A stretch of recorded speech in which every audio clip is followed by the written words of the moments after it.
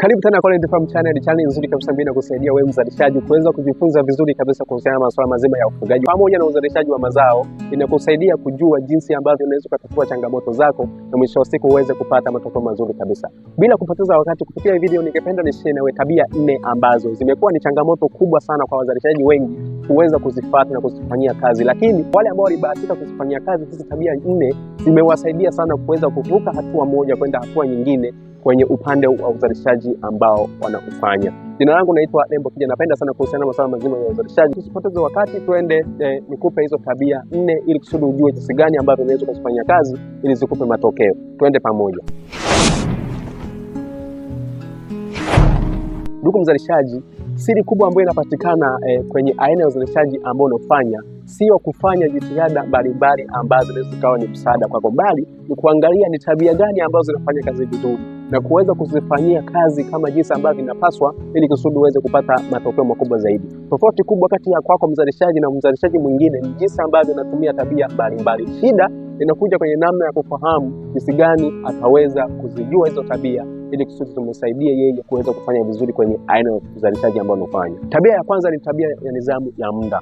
Muda, ndugu mzalishaji, ndio key point ambayo inaweza kusaidia wewe kuweza kupata matokeo makubwa au kutokupata matokeo zaidi. Unapoangalia jinsi ambavyo unatumia muda wako kwenye eneo lako la uzalishaji, ndio ambayo inajulisha matokeo gani utayapata. Unaweza ukaangalia, je, muda ambao unaotumia kwa ajili ya kuzalisha kitu ambacho unakizalisha ni mkubwa kuliko muda ambao unatumia kwenye mambo mengine? Unaweza ukajikuta kwa asilimia kubwa unatumia muda mwingi kufanya vitu ambavyo havina uhusiano na aina ya uzalishaji ambao unafanya. Kwa mfano, mtu yupo kwenye biashara ya ufugaji wa kuku, atumii muda mwingi kufuatilia masoko, kufuatilia hali ya kuku, anatumia muda mwingi kufanya kazi ambayo haina uhusiano kabisa na biashara ambayo anaifanya. Kama unataka kufanya vizuri kwenye eneo lako la uzalishaji, hakikisha matumizi yako ya muda yanakuwa ni matumizi ambayo yanaendana na aina ya uzalishaji ambao unaofanya. Tabia ya pili ni tabia ya usafi pamoja na usimamizi wa mazingira. Hauwezi ukafanya jambo lolote, hauwezi ukafanya aina yoyote ya uzalishaji bila mazingira yako kuwa sapoti. Inamaanisha ili kusudi uweze kufanya uzalishaji wako vizuri, hakikisha mazingira ambayo unayafanyia kazi yanakuwa ni safi pamoja na usalama wa kutosha. Kwa mfano, kama unafuga kuku, hakikisha mazingira ambapo banda lako linapatikana linakuwa ni safi ili kuzuia changamoto za mlipuko wa magonjwa. Unaweza ukawa ni shahidi kama wewe ushawahi kufuga kuku kwenye eneo lako, ni mara ngapi uliyafanya mazingira yako yakawa ni machafu sana, ukachikuta hayo mazingira yanasababisha mlipuko wa magonjwa kwa kuku wako. Kwa hiyo kama unataka kuzingatia uzalishaji wako uwe salama kabisa, ni bora uzingatie usafi pamoja na usimamizi wa mazingira yako, itakuwa ni nzuri zaidi.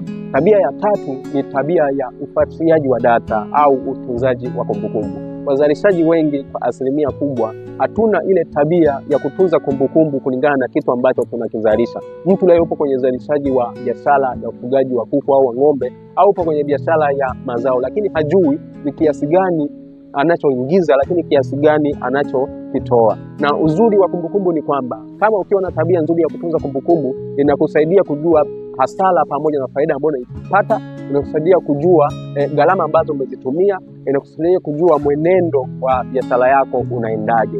Na unaweza ukawa ni shahidi hata wewe, watu wengi leo hii wanashindwa kufanya vizuri kwenye uzalishaji, wengine wanatoka kwa sababu tu walishindwa kujua utunzaji wa kumbukumbu ambazo zilikuwa ni msaada kwa wao, kuwapa direction ya kuweza kujua uzalishaji ambao unaofanya unawapatia faida au hasara. Na wewe kama mmoja wapo, lazima tabia ya utunzaji wa kumbukumbu uwe nayo ikusaidia kuweza kufanya vizuri kwenye aina ya ufugaji ambao unafanya. Tabia ya 4 na ya mwisho ni tabia ya ufuatiliaji wa afya kwenye uzalishaji wako.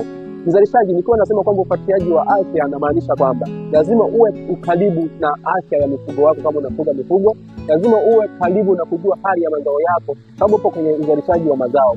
Kufanya hicho tu inakuwa na uwezekano mkubwa wa wewe kukusaidia kuweza kufanya vizuri kwenye eneo lako la uzalishaji ambalo unalifanyia kazi. Kati ya haya 4 nimesema la kwanza kutunza nidhamu ya muda wako, la pili usafi na usimamizi wa mazingira, la tatu ni ufuatiliaji wa data au kumbukumbu, na la 4 ni kuangalia afya kwenye aina yako ya uzalishaji ambao unaufanya. Haya 4 yanaweza yakawa na mchango mkubwa sana kwa kuweza kuyazingatia, kwa sababu ndio key ambayo inakusaidia wewe kuweza kufanya vizuri kwenye aina ya uzalishaji ambao unafanya.